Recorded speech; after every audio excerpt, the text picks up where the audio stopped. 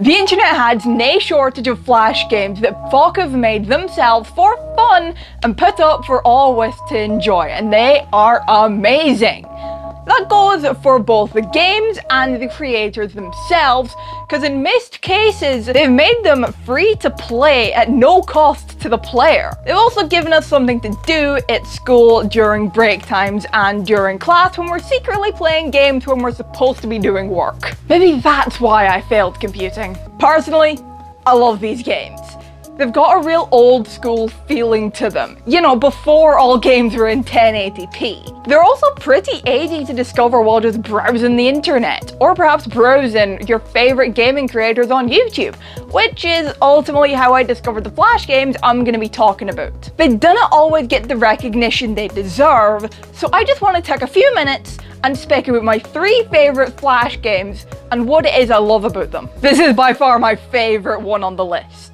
The Henry Stickmin franchise is a series of 5 games: breaking the bank, escaping the prison, stealing the diamond, infiltrating the airship, and finally fleeing the complex. They were all created by Puffballs United, and the first game, Breaking the Bank, was released on the 27th of September 2008.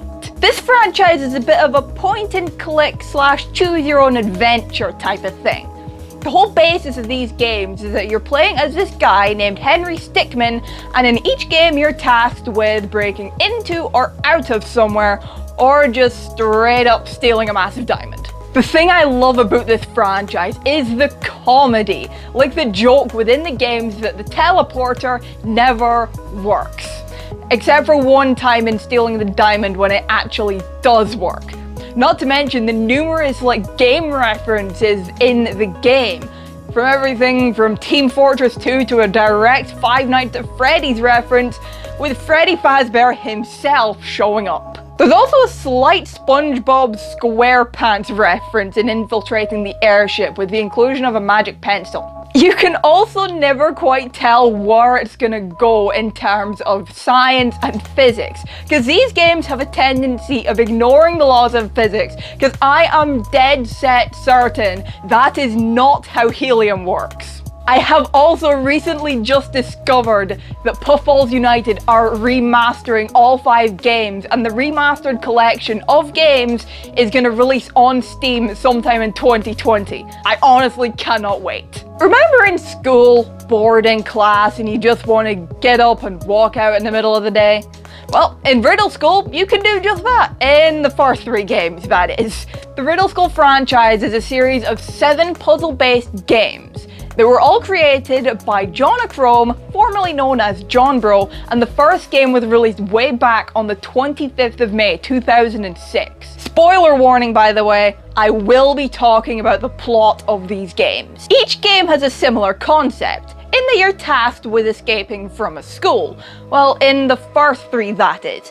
In Riddle School 4, you, playing as Phil Eggtree, actually die, and then in Riddle School 5 is revealed that games 2 through 4 were all a dream, and you now have to escape from an alien spaceship. In Riddle Transfer 1, you then get abducted again, and you have to escape from Area 5.1, and then in Riddle Transfer 2, you are back in the school you started in Riddle School 1, after your double abduction, that is, and you now have to deal with an alien running your school. Yeah, this escalates kind of quickly. These ones are more puzzle-based, as you go through and try to find a way to get the key to escape from school, and then find a way to escape an alien spaceship, and then Area 5.1. This is also probably the most story-based one on the list, as each game flows into the other to create this big story, and not to mention it does hold a great twist of the tale, with games 2 through 4 actually being a dream. A dream which was of course generated by the aliens that kidnapped you after you escaped the first school in Riddle School 1. I love a good twist of the tale in a game. There Is No Game is, ironically enough, a game where I think the developer just didn't know what to call it,